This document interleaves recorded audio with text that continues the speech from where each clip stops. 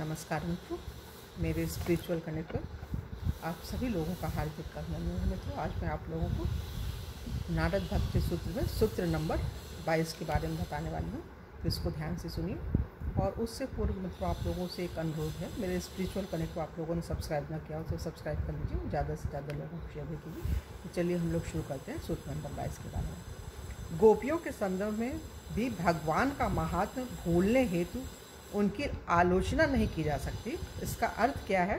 नारद संभावित आलोचना का उत्तर दे रहे हैं। क्या संभावित आलोचनाएं की जा सकती हैं, उसका उत्तर हमारे ऋषि नारद जी बोल रहे हैं, दे रहे हैं हम लोगों को। यद्यपि सभी वैष्णव गोपियों की प्रशंसा करते थे, यद्यपि सभी वैष्णव गोपियों की प्रशंसा करते हैं, एवं यद्यपि इस महिमा गायन में निर्विशेषवादी भी शामिल हो जाते हैं, तथापि कुछ दार्शनिक सोचते हैं कि गोपियों का प्रेम सूझबूझ से रहित है।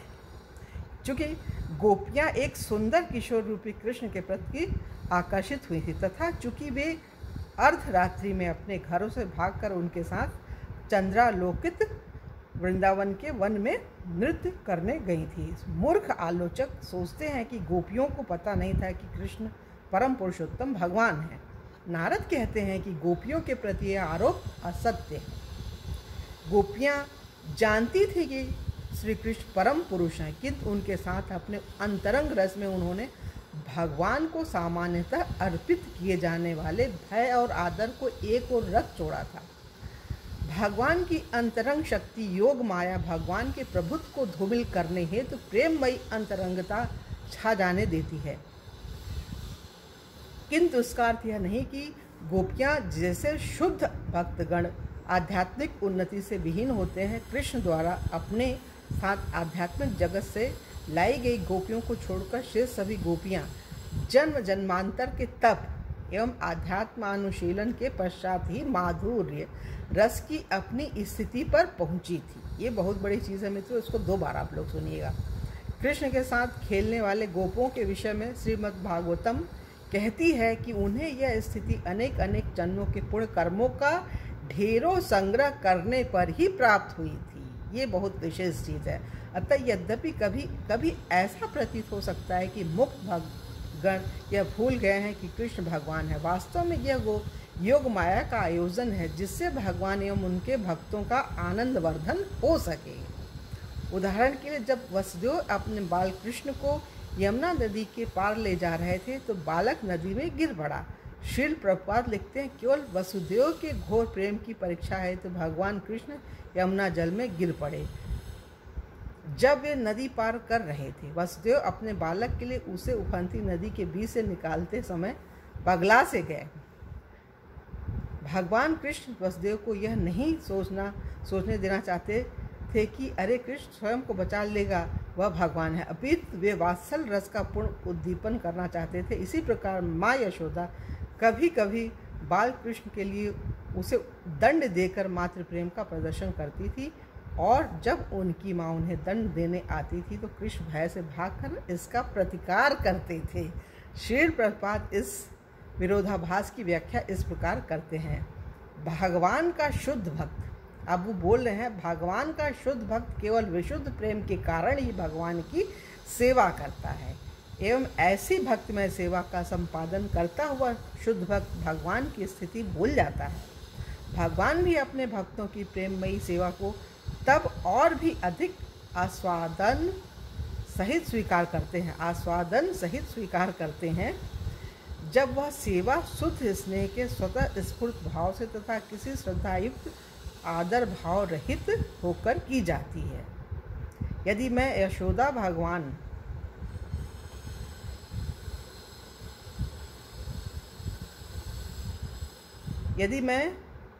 यदि माँ यशोदा भगवान की उच्चावस्था जानती होती तो वे उन्हें दंड देने में अवश्य झिझकती, किंतु उन्हें यह भुला दिया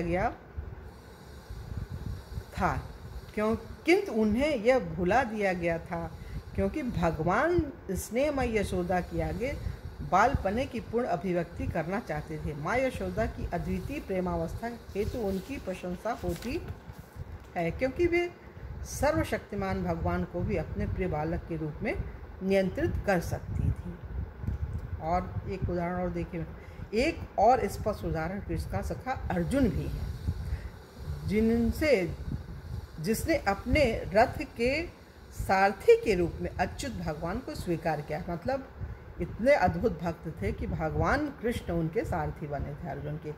जहाँ तक ब्रजगोपियों का प्रश्न है, वे अनेक बार कृष्ण की दिव्यता के गहन ज्ञान को अभिव्यक्त करती थी, किंतु विद्वान पंडित अथवा ध्यानी बनने हेतु उन्होंने कभी अपने माधुर्य प्रेम को कम नहीं किया। कृष्ण ब्रह्मांड की सबसे सुंदर कन्याओं के साथ नृत्य करना चाहते थे एवं इसलिए उनकी पूर्ण समर्पित सेविकाओं गोपियों ने प्रसन्नतापूर्वक समर्थन किया। जब कृष्ण ने आधी रात में गोपियों को अपने पास बुलाया तो उन्होंने उन्हें सर्वप्रथम धर्मोपदेश दिया। गोपियों ने उनके इस बर्ताव की आलोचना की, पर फिर भी उनके कथनों से पता चलता था कि वे भली भांति जानती थीं कि कृष्ण कौन है। गोपियों ने कृष्ण से कहा, इस त्रिलोकी जगत में तुम्हारे संबंध में पुरुष या स्त्री का कोई भेद नहीं है, क्योंकि स्त्री पुरुष दोनों ही तुम्हारी तटस्था शक्ति अथवा प्रकृति के अंतर्गत आते हैं। वास्तव में कोई भी भोक्ता अथवा पुरुष नहीं, हर कोई तुम्हारे द्वारा भोग्य है। इस त्रिलोकी जगत में ऐसी कोई स्त्री नहीं जो तुमसे आकर्षित होने पर अपने सतीत्व पद से टल न जाए, क्योंकि तुम्हारा सौंदर्य ऐसा दिव्य है कि न केवल स्त्री पुरुष अपितु गायें, पक्षीगण, पशु, यहाँ तक कि वृक्ष तथा फल फूल हर कोई मदोन्मत्त हो जाते हैं। हमारा तो कहना ही क्या, गोपियाँ कह रही हैं, जब पशु पक्षी फूल पत्ते वृक्ष ये सब हो जाते हैं तो गोपियाँ तो मानव हैं, तो उनको तो स्वाभाविक है आकर्षण होगा। भगवान हैं, भगवान के प्रति सभी आकर्षित होते हैं। प्रेम, शुद्ध विशुद्ध प्रेम वो भगवान होता है। हम सामान्य जीवन में देखते हैं, जो व्यक्ति अच्छा लगता है, जिसके अंदर अच्छाई है, जो गुणों से भरा है, उदार है, विनम्र है, सज्जन है, विद्वता, शूरवीरता, दानशीलता, मधुर भाषण, इन चारों चीज़ों से भगवान ने भर के भेजा है। इन चारों चीज़ों की योग्यता हो उस व्यक्ति, तो वो प्रभावशाली व्यक्तित्व वाला होता है व्यक्ति, तो उसके प्रति लोग आकर्षित होते हैं। भगवान ने तो सब कुछ बनाया है, भगवान के प्रति क्यों कोई नहीं आकर्षित होगा? उनको पाना चाहेगा, छूना चाहेगा, देखना चाहेगा, उनके साथ रहना चाहेगा।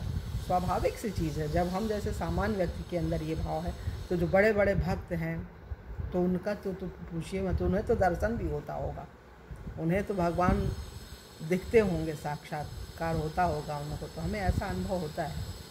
और इसी राह पे हम चल रहे हैं कि प्रभु हमको भी मिले। वृंदावन छोड़ने के पश्चात उन्होंने गोपियों को संदेश देने हेतु उद्धव को भेजा था। जब उद्धव ने गोपियों की श्री कृष्ण के प्रति अप्रतिहिता भक्ति देखी तो उन्होंने उनकी दिव्य पूर्णता की प्रशंसा भी की। मेरी प्रिय गोपियों, कृष्ण के संबंध में तुमने जो मानसिकता विकसित की है वह महान ऋषियों एवं सज्जनों के लिए भी दुष्प्राप्य है। मतलब बड़े मुश्किल से मिलता है, असंभव सा ही है।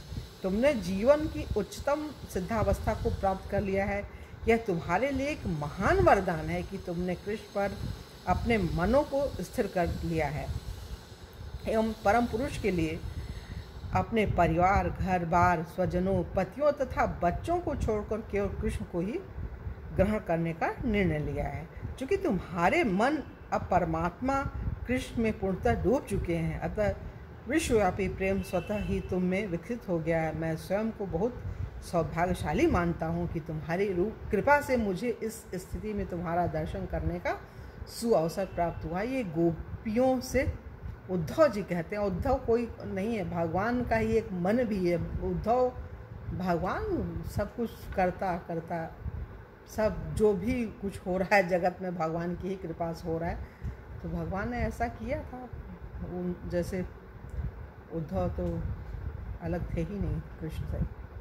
जब उद्धव या कृष्ण उनसे दार्शनिक बातें करते थे तो गोपियाँ सदैव व्यग्र हो जाती थी, क्योंकि वे तो बस वृंदावन भाव में कृष्ण के साथ एकांत में ही रहना चाहती थी। अतः जब उद्धव ने उनकी प्रशंसा की तो उन्हें यह अधिक रुचिकर नहीं लगा। कभी कभी वे कृष्ण के बर्ताव की भी निंदा करती थी और तथापि वे उनकी परम स्वतंत्र स्थिति में अवगत रहती थी और तथापि वे उनकी परम एवं स्वतंत्र स्थिति से अवगत रहती थी। जैसा कि एक गोपी ने कहा, कृष्ण परम पुरुषोत्तम भगवान है, भाग्य लक्ष्मी के स्वामी है और वे आत्मा राम हैं। उनका हम वृंदावन वासिनी कन्याओं से अथवा मथुरा नगर निवासिनी कन्याओं से कोई प्रयोजन नहीं। वे महान परमात्मा है, उनका यहाँ या वहाँ हम में से किसी के साथ कोई प्रयोजन नहीं। सामान्य लोकाचार के अनुसार गोपियों को जांचना अपराध है। कृष्ण द्वारा उन्हें प्रदान की गई अंतरंगता अचिंत्य है तथा उसे भौतिक इच्छा रहित व्यक्तियों के सिवा कोई नहीं समझ सकता। गोपियों का प्रेम अवश्य ही भय एवं आदर से परे है। गोपियों का प्रेम अवश्य भय एवं आदर से परे है तथा फिर भी वह भौतिक कदापि नहीं है। निर्विशेषवादी कभी कभी गोपियों की प्रशंसा के प्रयास की छलांग लगाता है। वह कहता है कि गोपियों को सांसारिक काम वासना से दूषित व्यक्तियों द्वारा समझा नहीं जा सकता, जबकि वह स्वयं इससे भी घोरतम अपराध करता है। वह सोचता है कि गोपियों के साथ कृष्ण के प्रसंग गहन आध्यात्मिक तथ्यों से भरपूर अलंकार है। मायावादी द्वारा गोपी भाव की प्रशंसा के पीछे आत्महनन करने अर्थात भगवान से एक होने की इच्छा होती है। अन्य शब्दों में मायावादी सोचता है कि सिद्धि के अंतिम पड़ाव पर गोपी यह अनुभव करेगी कि उसका प्रेमास्पद कृष्ण वह स्वयं है।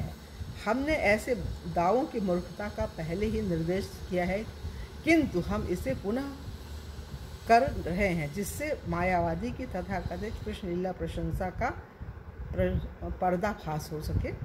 इसके विपरीत नारद मुनि द्वारा गोपियों की कृष्ण भक्ति की प्रशंसा सारे शास्त्रों तथा ऋषियों द्वारा समर्पित है। तो मित्रों, यहाँ पे ये सूत्र नंबर 22 पूरा हो रहा है और कल की वीडियो में आप लोगों से पुनः 23वें सूत्र पे चर्चा करेंगे। तब तक के लिए जय हिंद, जय भारत, ओम शांति, ओम शांति, ओम शांति।